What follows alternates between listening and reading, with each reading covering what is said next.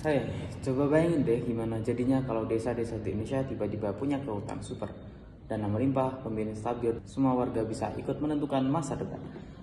Kedengarannya kayak mimpi kan, tapi ini bukan sekedar mimpi.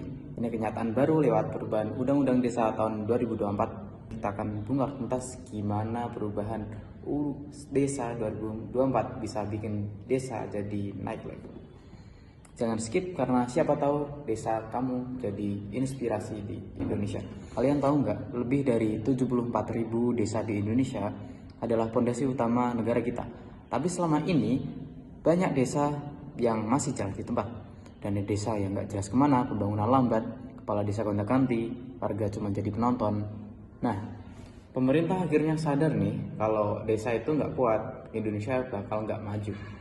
Makanya tahun 2024 Undang-Undang Desa dirombak habis-habisan. Tujuannya biar desa jadi motor penggerak pembangunan, bukan sekedar menjadi penonton. Dan apa saja perubahan paling keren di UU 2024? Nah, yang pertama itu ada masa jabatan kepala desa yang lebih panjang dan stabil. Dulu, kepala desa cuma menjabat selama 6 tahun dan sekarang menjadi 8 tahun maksimal 2 kali. Artinya program pembangunan gak bakal putus di tengah jalan. Bayangin satu visi, satu kepemimpinan, desa bisa punya rencana jangka panjang tanpa ada drama politik. Dan yang kedua ada dana desa makin besar.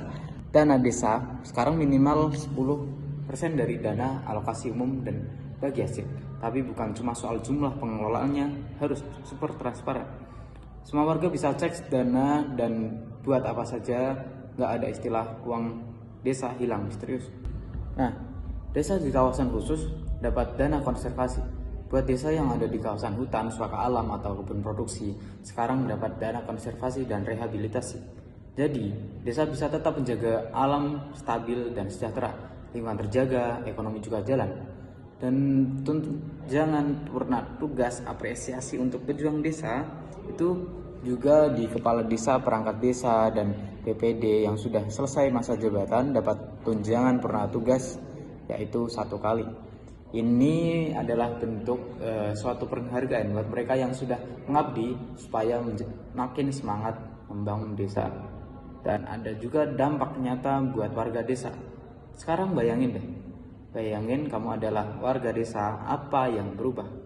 Jalan-jalan desa makin bagus, fasilitas umum, sekolah, dan puskesmas makin lengkap, musyawarah desa makin sering, semua suara juga didengar, laporan keuangan desa dipajang di papan-papan pengumuman, bahkan bisa dicek lewat HP. Semua orang bisa ikut mengawasi, yang gak ada lagi main belakang. Dan ada juga kisah nyata desa inspirasi. Contohnya di desa inspirasi, mereka bikin aplikasi sederhana buat laporan keuangan desa.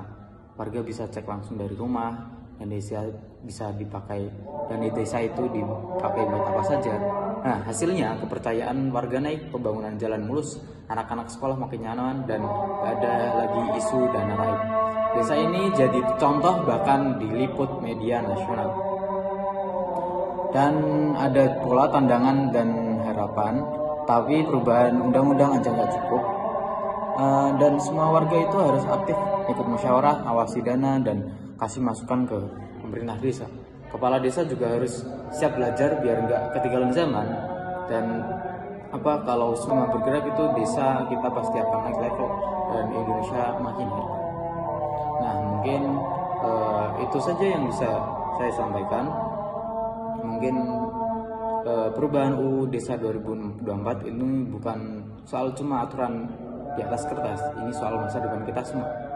Jadi yuk jadi bagian dari perubahan.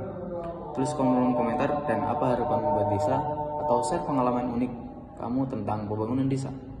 Jangan lupa like, share, dan tag teman-temanmu yang peduli sama desa. See you next time, bye.